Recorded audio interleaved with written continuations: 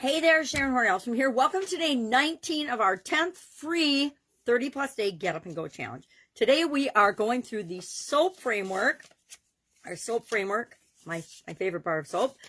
It says relax. It's relaxed soap from the Soap Sisters up in northern Wisconsin, and I just love their soaps. So today we're talking about the physical area and aspect of our life. Remember, we've got this nice little graphic: physical, mental, emotional, spiritual, financial, relationships, contribution, communication, and confidence as the 9 areas and aspects of our life that we can look at and break down and discuss. Because if we say and we try to look at our life as a whole, it entails a lot, right? Like, even when I look at these 9 areas, this is what it looks like to me. They're all interconnected, right? Everyone impacts the other, some more so than others. Some are more directly connected, some are less so, but they're all interrelated and connected. So one day I was trying to explain this to my 6-year-old granddaughter, and this is the drawing I came up with for her. And so I found it sitting here, and I thought, okay, well, that's a fun one to share in case we think that we can really deal with these things in isolation. Because when we impact one area of our life or make changes in one area of our life, it impacts all the other areas of our life. Usually. So that's why we want to make positive changes all the time. So with respect to our soap framework today, we're going to begin looking at our physical aspect of our life. Now, again, the first thing we need to do is we need to pick one area with respect to our physical being, our well-being, to discuss, to look at, and to apply the soap framework to. If we try to apply it to everything at once, it's like doing a science experiment. If we change a whole bunch of things at once, we don't know really what worked or what didn't. I remember when I first started taking supplements, I started taking a whole bunch of them, and some of them made me sick, but I wasn't sure which ones because I started taking a whole bunch, and I had to back off and take one at a time to figure out which one it was that made me sick. It turns out I have a very low tolerance for iron, so anything with iron in it makes me sick. I had a lack of potassium for a lot of years, and I used to have to drink these potassium packages of stuff 4 times a day. And to this day, I can't stand the taste of Gatorade or any energy with electrolytes and things in it. It just makes me gag. So I have to find different ways to get potassium and things like that into me. So we learn that by treating ourselves as our own science experiment. So today we're going to talk about the S for our physical beingness, meaning I made a whole list of things it could be. So it could be a part of our body that we like or probably don't like, but we want to improve, right? We're always looking for a positive spin on the way we look at things. So if I say, I hate my thighs, I hate my rear, I hate my stomach, my old age stomach, though I could decide that I'm going to focus in on improving my stomach. I'm improving my chicken arms, improving my calves, my ankles, whatever it is for you, my rear, my arm strength. I don't know. So you could pick a part of your body, or overall physically you want to lose weight or you want to gain weight. I want to lose weight. My mother-in-law wants to gain weight. We could think about our energy, our physical presence. We could think about what we consume, our diet, what we eat, our nutrition, our supplements. We could think about our exercise, our movement, our hydration, our sleep, our physical appearance, our breath, our breathing. So there's all different areas and aspects of our physical beingness that we could look at. You could think about your physical environment. You could change your physical environment as part of this, etc. So you have to pick one area. So we're going to pick one area. I have not picked mine yet. I don't know what it's going to be this time. I've done a lot of these different areas. 1, 2, 3, 4, 5, 6, 7, 8. Or I guess well-being, balance. I don't believe in balance, except for physical balance we could do. I've got at least 10 of these, and I think I've done all of them. So I'm going to see if I can come up with something different, a different area for my story. Now, PS stands for our physical story. What is the story we're telling ourselves currently about this area or aspect of our physical life, and what do we want it to be? Because, again, that forms the gap that helps us move toward what we want. So we're going to use a tool called the storyboard to identify our current story and identify what we want. Now, this is a fun tool that I learned I think I learned it in high school, actually, and in a marketing advertising course. For sure, I learned it in college and used it in college in a couple of courses.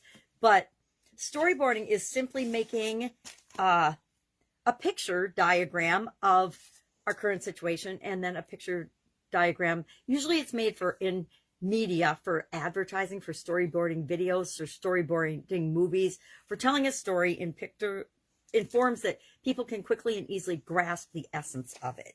So you can storyboard your current situation, or you can storyboard your final destination, what you really want, or you can storyboard your journey. I like to do the whole thing. So I like to start where I am, storyboard some bumps along the journey, or blocks around the journey, and then what I want my end result to be.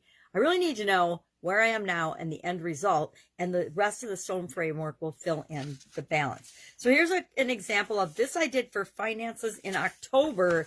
This is a little storyboard I drew.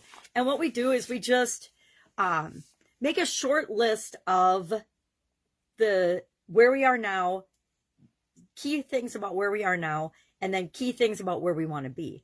And then if we want to make a couple steps along the way, we can, but we can wait until the next steps of the SOAP framework to do that if we want.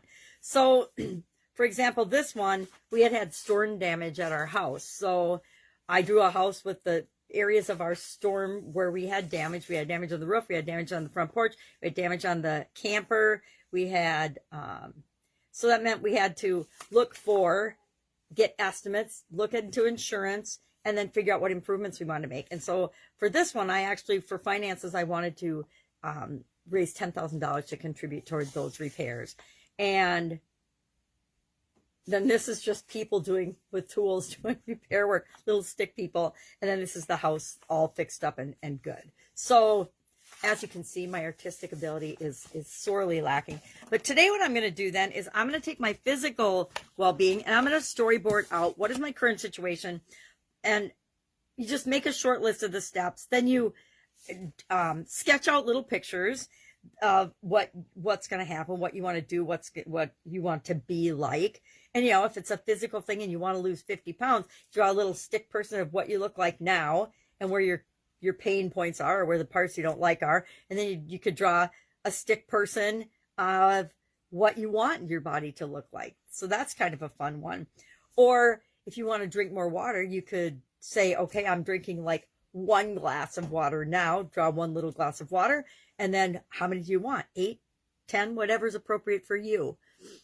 Maybe you want to draw a picture of a gallon. So it can be super simple, or it can be as ornate and complicated as you want. So you just sketch out some pictures. Then you look for and decide. Let me see something once. Oh, you can fill in some more details. Here you are now. Here's where you want to be. You can fill in some more details if you want. Like, this is not very detailed, right? But it gets the job done, and it runs a whole story in my mind of where I am versus where I want to be. And that's the whole point, is to get pictures and ideas of what that looks like, because that starts to build the tension between where I am and where I want to be, and helps motivate me internally to move toward the thing that I want. The more I think about the thing that I want and how I want it to be, and see it perfectly in my mind through visualization, of course, and imagination, the more I intrinsically pull myself toward that. And it works the same for all of us, whether we believe it or not. And then finally, we're going to add some words or things to the story just to help clarify it. I mean, I didn't need to add these words, but 10K totally clarifies what is my end goal and objective. I need 10K to make these repairs happen. And then this just says lots of repair and beautification work. This says safety, new front porch, home, insurance repairs. See, we just add some words to make more of the story, just for our own edification, for our own understanding. Nobody else is going to see this. We don't have to share it with anybody. Only I share mine with anybody, I think. So our action item today is to storyboard out your current situation and your final destination, your desired situation or story. And then just share in the comments below one area, or the area and aspect of your physical well-being that you're going to work on. Like, maybe it's mine should be my double chins. I haven't done that one yet. Find some exercises and stuff for that. So share what that's going to be in the comments below. I'll share mine when I figure it out. Any questions, hit me up. If you are struggling or need more information about storyboarding, there's a thing called the internet and Google. You can just say Google storyboard and you'll get all kinds of beautiful examples, not like my stick figures, but beautiful examples of it. If you've read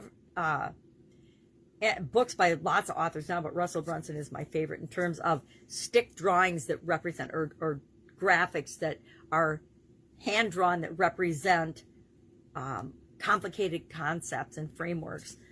He's got good examples in his books, as well as do Jim Edwards and a whole bunch of other people. They are not the originators of the stick drawing, but they do a good job representing things and storyboarding them out so that we can take complex concepts and see them in a way that our brain remembers. Because guess what? Our brains think in pictures. We don't think in words and symbols. Our brains automatically think in pictures, and we store things as pictures. So let's go ahead and create in the way that gets into our brain the fastest and that our brain understands. All right, have an awesome day. I'll be with you tomorrow.